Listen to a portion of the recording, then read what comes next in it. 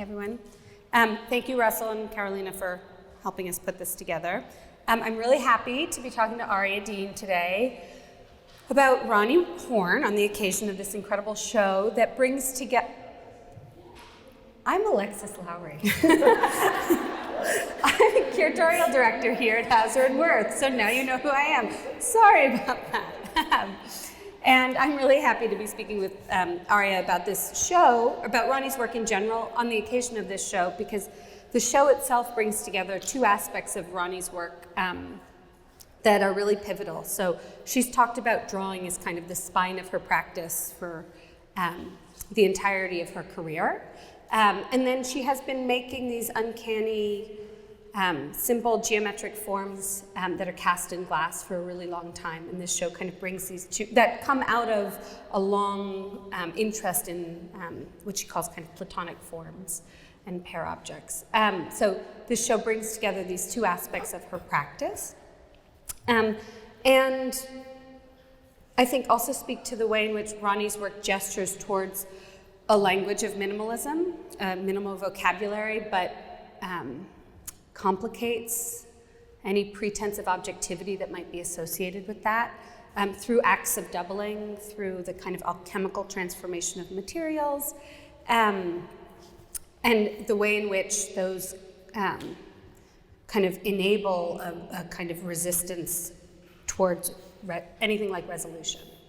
So like Roni's work is fundamentally about ambiguity, I think, and there's an incredibly prescient politic to that today, I think.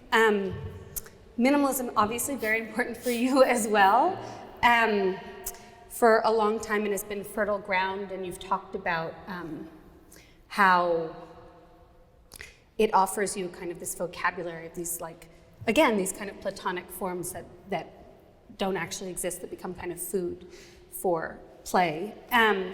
Your work is incredibly diverse and broad. You're an artist, a critic, a writer, and a curator.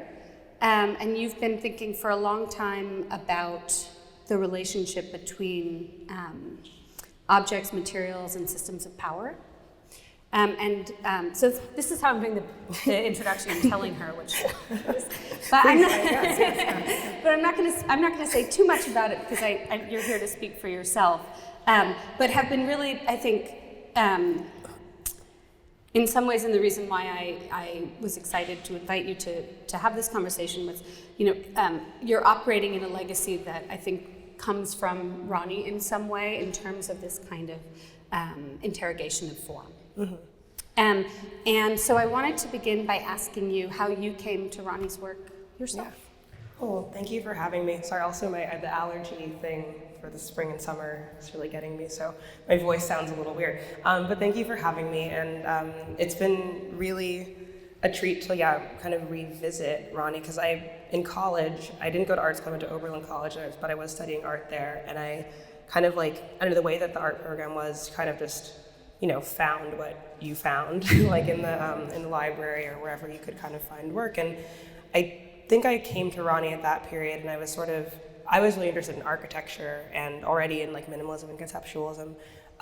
But in the program I was in there was a lot of interest in, especially if you were an artist of color or a student of color, or a woman or a queer person, to sort of push you towards performance and more crafty and tactile work.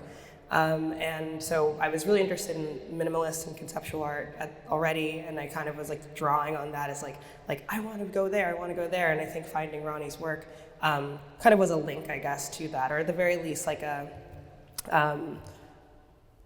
green light or something, a little bit. And so so there was that, and so I kind of was interested in her there, and then when I graduated college, I got a job at MoCA Los Angeles as their social media coordinator. And the way that they ran their digital department at the time was it was 2015, so that wasn't a job that really anyone knew how to fashion a program around. So they were just you should just read everything you can find about every artist in the collection, and then just take down quotes that you think are interesting, and we'll post the quotes with the images. So I read everything I could find about Roni Horn, and I really fell in love with a few works of hers. specifically, like the water library works are really exciting for me, and related to a lot of things I was thinking about at the time, beyond just like kind of a reduced kind of visual language in relationship to kind of, like more, I don't know, like more content than one might say like minimalist had. But so that was kind of my like initial, like interest, but it's really great to get to like have an opportunity to think more directly about her. Thanks.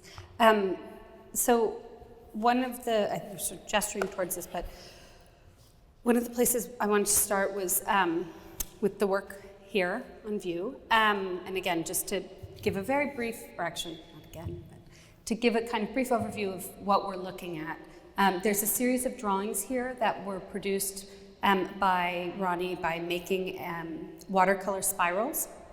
So watercolor drawings of spirals that she cuts up and then reassembles as these tessellated images. Each one is part of a series called the Slarips. I've actually never said it out loud yet. A funny word, which is her own mashup of the word spiral. And then this series of glassworks, which belong to an ongoing body of work that she's been producing since the early 90s, but which introduce a new form. So these are works that are cast and anneal over a long period of time, weeks, if not months, into these very fixed structures that have these kind of rough edges that tell you that they come from an impression, that they are an index of a shape themselves, or an index of a container, but have this almost liquid top to them. That's one of the signature aspects of her glasswork, is they have this relationship between solid and fluid, which pervades her work, because water, of course, is another, let's call it, spine of her practice. Mm-hmm. And it's like the inability to fix it into place. But these works relate to this ongoing interest she has in Platonic forms, like ideal forms, and the impossibility of that, and her use of doubling, so first through pairs and then through increased multiplicity, kind of gets at this ontological question of an original. And that's something you've thought a lot about in your own work with your impossible objects. So I was wondering if you could, one, tell us a little bit about how you think about Roni in relationship to Platonic forms, and two, talk a little about your own work with the impossible objects. So I think, with, going back to the water thing, I guess, that was the reason I was interested in those works. And I think that what I've been interested in with Roni overall is the sort of like question of like flows and like fluidity, and which I think maybe this is like taking liberties, but it seems different from just like flux, right? It's kind of like a specific kind of movement, and I think it's more about like circulation, which also implies like, like reuse, like even like, using the same like a mold or like a form that kind of repeats itself. But I was really interested in, like the idea of circulation as it relates to both identity and objects, or like the identity of objects, mostly coming to that through like media theory and the internet, and kind of like what happens in quote unquote digital space in terms of like the ontology of an image or of an object. And so that was kind of like, that's always been a concern, a question for me. And I think in the last few years, I kind of found a language through which to explore that, with like, using these sort of, how to explain this without like making it too complicated, but like basically using 3D models and like rendering events in digital space using programs like Houdini and Cinema 4D, where like something occurs, so there's an original object in that space, but then making kind of multiples in real space, so like 3D printing or milling them out of like foam or stone, etc. So putting pressure on this question of like, basically with the works that I've made, like there's no original form that exists in sort of like actual space that we occupy. The original, if there is one, exists elsewhere online, but also it's not an original object, it's like some sort of like simulation itself, and also like it all comes from an event or an action. So kind of, like convoluted, but in a way, you've done away with the index at all, right? Like if there's still the presence of an index here of a cast sculpture. Mm-hmm. Yeah, well, and I think that like with those, it was very important for me at the beginning that I was like rendering these like renderings from the computer by building them up, right? Like by 3D printing or like reducing them from like a block of stone rather than casting them, so rather than making a mold and then casting that, like which then would create an original, I suppose, in some way. But I think it does all go back to much like these sculptures and Roni's sculptural work overall, this question of both like, this sort of like, I mean, also when you present a number of cast objects from the same form, like sort of what that kind of, I guess like the sort of hierarchies that like where these all exist on one plane and sort of the mold exists like as this like referent elsewhere, but kind of ceases to be important. And I don't know, I think, dealing with that and sort of like, just it's the age-old question of making sculpture, I suppose. I think, so when Roni first started making these works, there's an early piece that was shown at Dia, in fact, that is square and that has a black cube and a white cube, I guess rectangle, rectangular volume. And I think even there, this kind of idea of the of a binary, of like some kind of code that she's cracking by insisting on a kind of multiplicity within a single form, has always been fascinating to me and exists here. And then through that kind of initial kind of anchoring of the doubling or the pairing, you then get the multiplicity of color. Go for it. Well, it reminds me also of this phrase that I was really interested in or have been interested in for a long time from Fred Moten. It's like the idea of like torqued seriality. So like not, because I mean, I think for me, and I think for probably most sculptors, I guess, like after, a certain point in history, like the question of like, is it a series or is it a unique object or is it like a double? Like kind of what's the sort of relationship to the other objects in its sort of like this taxonomy. And Moten has this really beautiful thing with like torqued seriality so that it's like not, I mean, and I think in this show it's present where it's like, it's not like we're looking at, it doesn't feel like it's like a repetition or like a multiple. There's like, I mean, just through the color also like this sort of like versioning that happens with each one. And he's kind of, I don't know, he attributes that in his writing to blackness, but I actually think it's like kind of just it's like a sort of generally contemporary like ontology of like how an object can relate to other ones in its sort of same family or something like that. When we were chatting earlier, we were talking a little bit about the way that you've been thinking about trying to how one gets around the relationship between subjecthood and objecthood. And I think in Roni's work, there's a number of ways that happens that she's also kind of interested in. And I was wondering if you could talk a little bit like. I'm like trying to like bring it down to the ground. I know. I think I think there's a number of, well, one, I guess, so like again with like sculpture in general, there's like, and then again going back to minimalism, sort of the thing that I think attracted me to minimalism, and I can't say if it is solely, the main reason for Roni, but I think that something I see in her work as well is that it's like, this investigation into kind of on the purest level, or trying to venture towards the purest manifestation of investigation of the relationship between subjects and objects. So like, to me, like that's why, minimalism doesn't use minimal forms because it just thinks it's like the sexiest way to do it, though it is often quite sexy. Like it's because it's like the way to reduce the sort of set of questions to sort of, so I think that here as well, like, I mean, I guess, we talked about also how while she's using, sort of a minimal language, it's not devoid of content in a way. It's like this way to sort of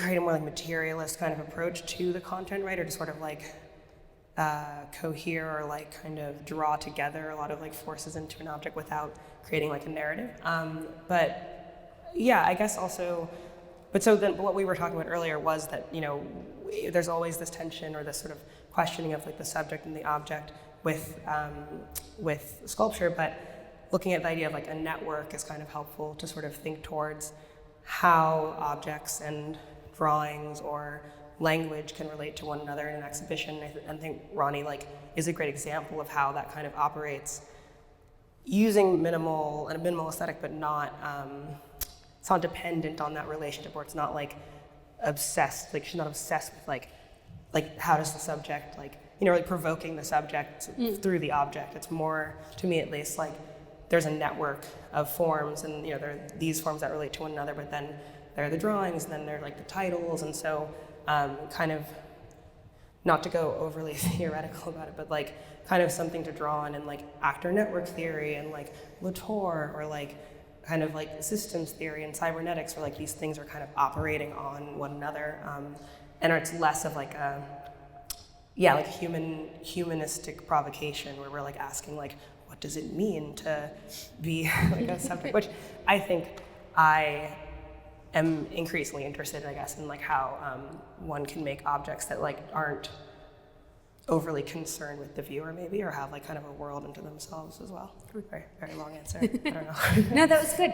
And it raised a lot of other questions for me, but I think it's worth talking a little bit about Roni's titling practice, because I think one of the ways that I see what you're talking about at play is in the way in which she insists on kind of multiple set of conditions being true for the work of art, not for the object per se. So the object is always doubled in some way, or exists in relationship to other objects and in relationship to an environment, but also to itself through the titling practice. So sometimes they're almost grammatical. She's taking parts of speech. She's like thinking about the syntactical relationship between language, so this and that, here and there, where she's, again, kind of establishing conditional relations, right, rather than a single stable subject.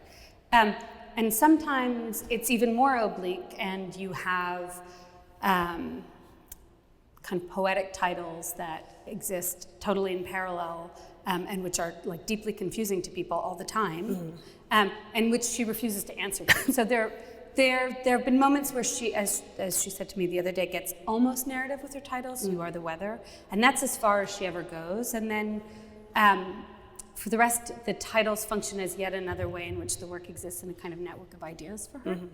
And anyway, yeah. Yeah, no, totally. I mean, I think, well, before the talk also, we were like looking back at the checklist, and I was like asking about, like, I noticed that the press release and the checklist doesn't specify which of the sculptures each title. It's kind of like a little bit of a mystery, like which, like, sort of, like, title that has like a like literary allusion, like, applies to which I think seems like a very cool, very like, whether or not it's like actually intentional, kind of has some intentionality to it in terms of how the works can operate, which I think ultimately is, like the language, like these sort of like, whether they're literary allusions or just sort of like poetic, like original poetic titles, they kind of like, I think the fear with language, especially in relationship to artworks, is always that the language will shut the artwork down by indexing some sort of like external reality. So like an Emily Dickinson reference would just tunnel you towards Emily Dickinson. But I think when it comes to Roni Horn, like it's not, it generally,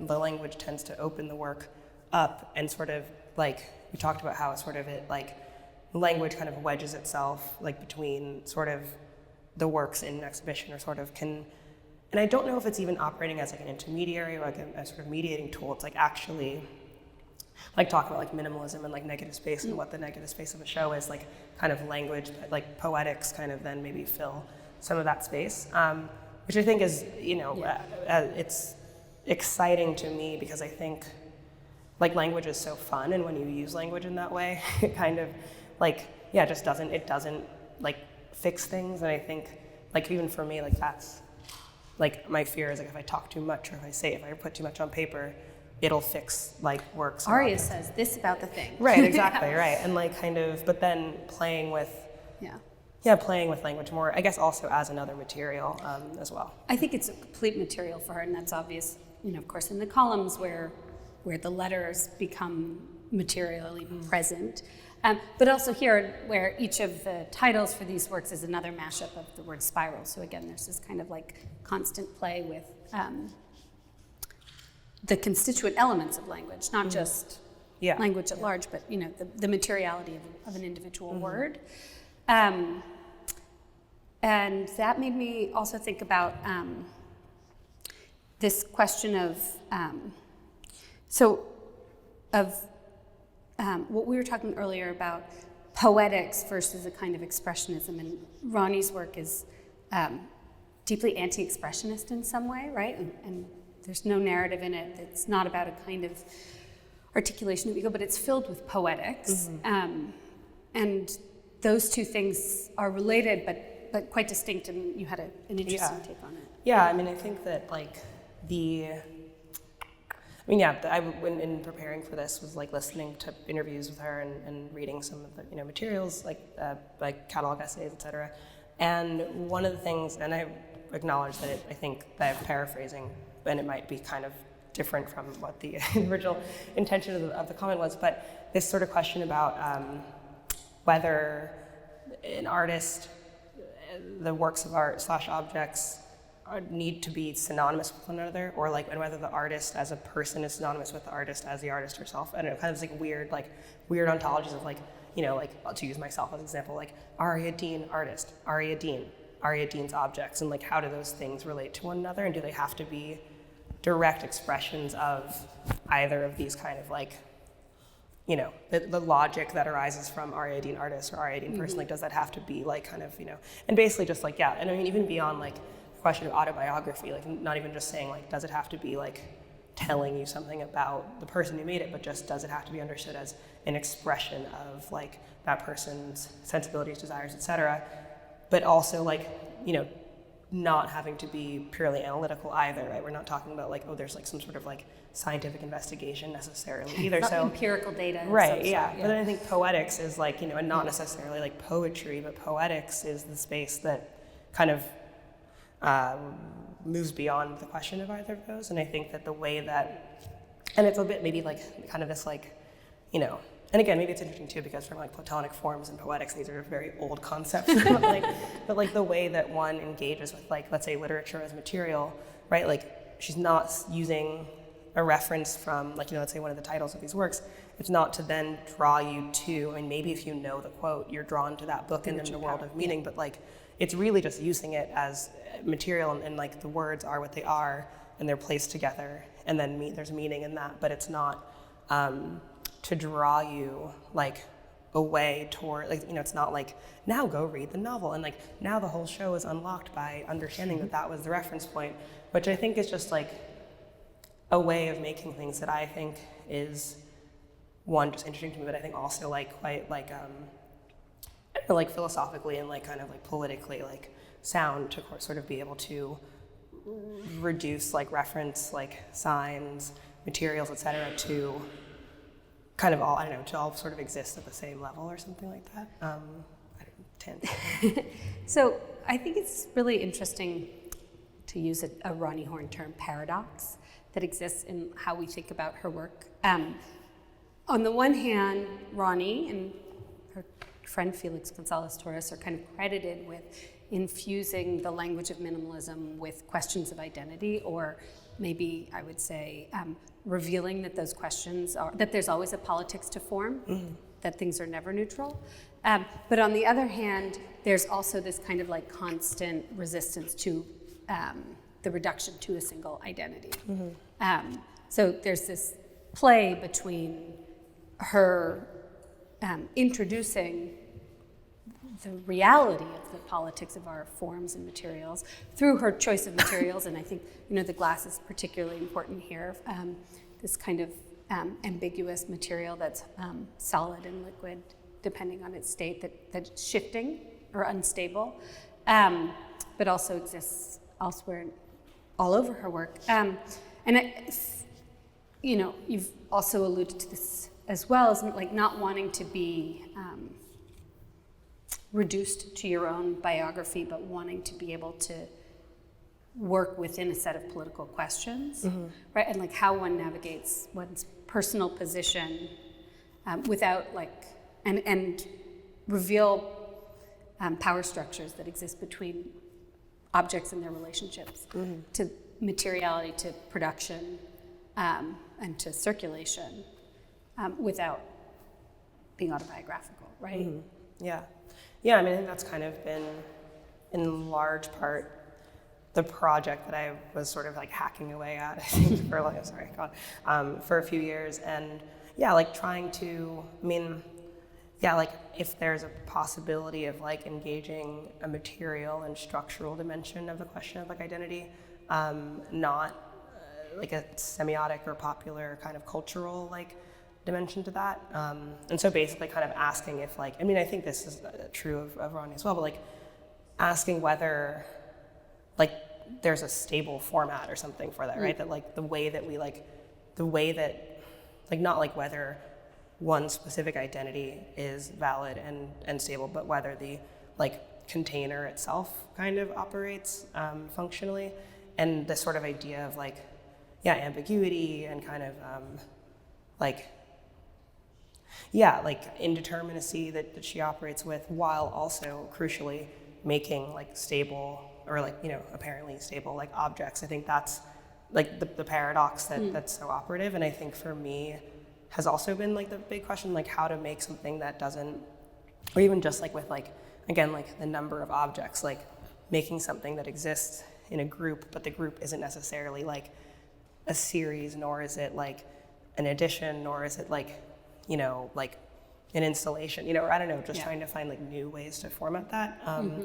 And yeah, and I think that like, but it's, and then also, yeah, like both she and Felix Gonzalez Torres were like, you know, like I think also in school, because of the sort of like 90s like identity kind of thing that like was happening when I was at Oberlin, like they were really like exemplary of like, at least aesthetically, and like there was something so just like strong. I mean, obviously everyone loved, like I'm not the first person to say this, but like there was just something that for me especially, I was just like, oh, like this is like a possible route, but also like, you know, kind of then thinking like, well, what else needs to happen, or kind of like what can I add to that sort of like conversation. And I think I guess, and for me, like specifically asking questions about like the structure of Blackness was kind of like my like fixation, I guess, with regard to that, which I don't know, yeah. And then now I feel like I probably landed some sort of like ambiguity, paradoxical kind of like position on that, but yeah, so.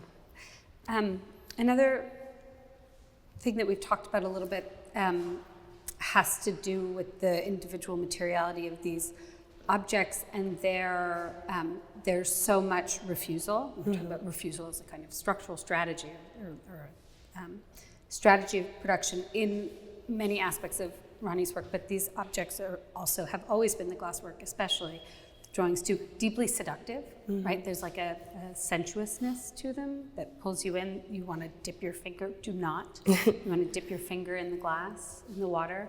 And, you know, with your own work, there's somehow, because of the 3D printing, not that there's not a seductiveness to them in a different way, they don't have that same tactile materiality, and you've been thinking a lot about that. Yeah. I mean, I think, I guess like, it's sort of like adjacent to this, but I think that like with these, it is so interesting to think about like, basically, yeah, with the 3D printed works, it's like, you know, it's like digital event, and these things are like made in, you know, fabrication studio, et cetera. I don't really get to have like that much of a physical relationship to the objects, and honestly, nor do the people who watch the machine do the milling. But then there are people who like are, you know, sanding it, et cetera. But like I, you know, do love materials, and I do love like, you know, I'm not good with my hands, but I like to work with them and that sort of thing. So kind of this weird alienation from the object. So it's kind of like, over the last year, I've been kind of thinking like, well, how can I like reintegrate like the hand, or also like just materials that like come from like the natural world, or just like have more of a relationship to like the history of sculpture, so like, you know, metals and like stone. So I've been thinking about that a lot, but I guess like that made me think too about, I guess, like the way that like time operates differently, I guess, with working with like these like 3D, I mean, like, you know, like with the, you know, I don't know about casting glass in terms of like my own experiences, but the fact that these come from like, you know, once again, like a sort of like uniform replicable process, but it's like a process that takes a number of weeks and like, you know, whatever. The 3D printing thing, it's like, you know, the literally like print on demand kind of logic is really, I think, was something that really interested me in terms of like, again, just like, I don't know, I guess a question of like value, like where something comes from, like kind of the original versus the copy.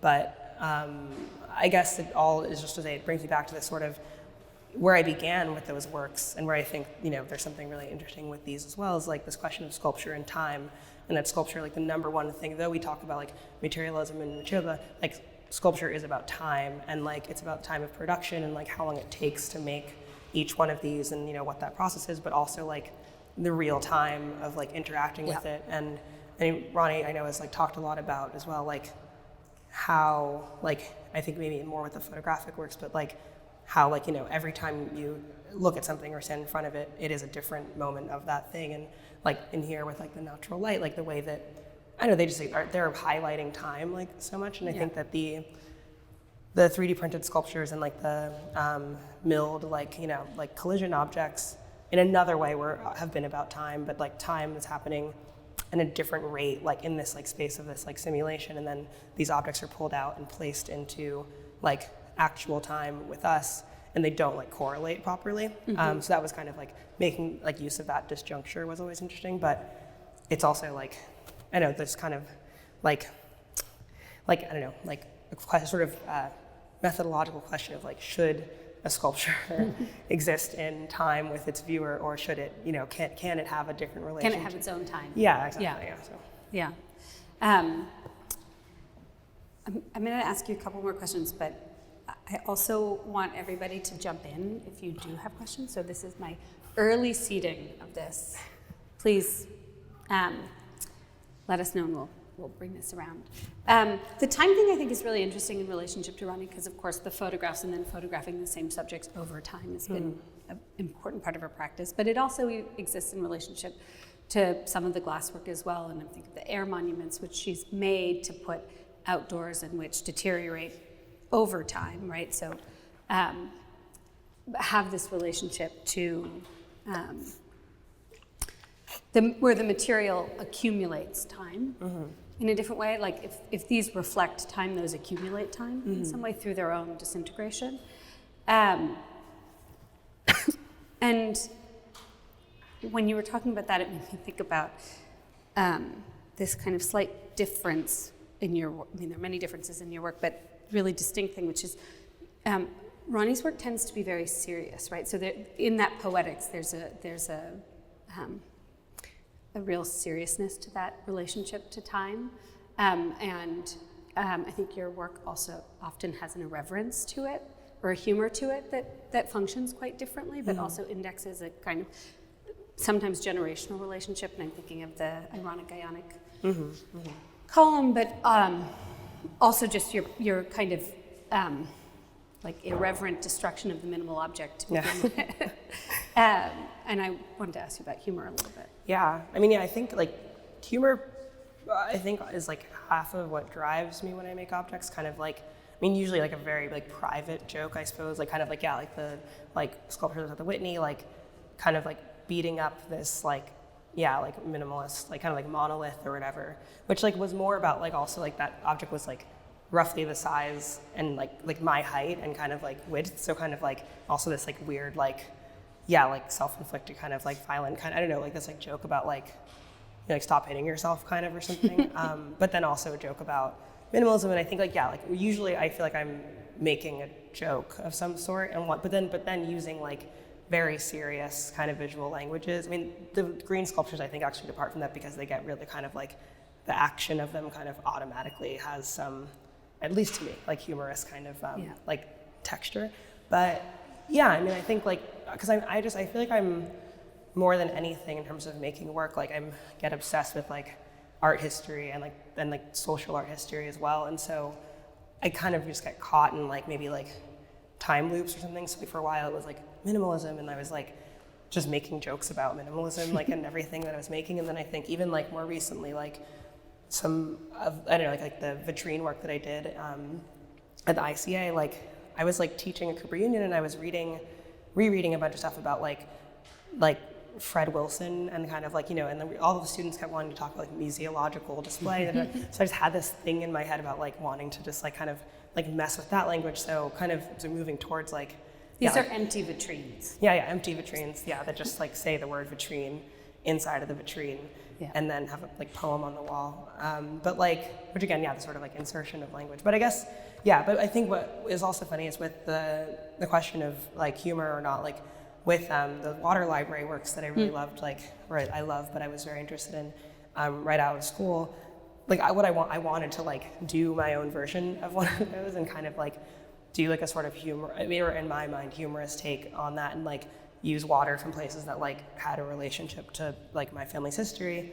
But I actually we didn't talk about this, but I didn't really pursue it, not just because it would have been weird because Roni Horn already did it, but also because I was increasingly, like, I just didn't think that it would land, because I started to understand through works I was making that people took me very seriously, though I was like being kind of silly most of the time. Like everything that I did kind of was being approached with this like, yes, this is this like very serious intervention into like, whatever. So I backed off of it because I realized it might not like have the sort of irreverent, but I think it's taken a long time to build up. Like, I think now more people get that have like a sense of humor than did like 5 years ago. But yeah, humor is very important to me, I think, for sure. Anybody?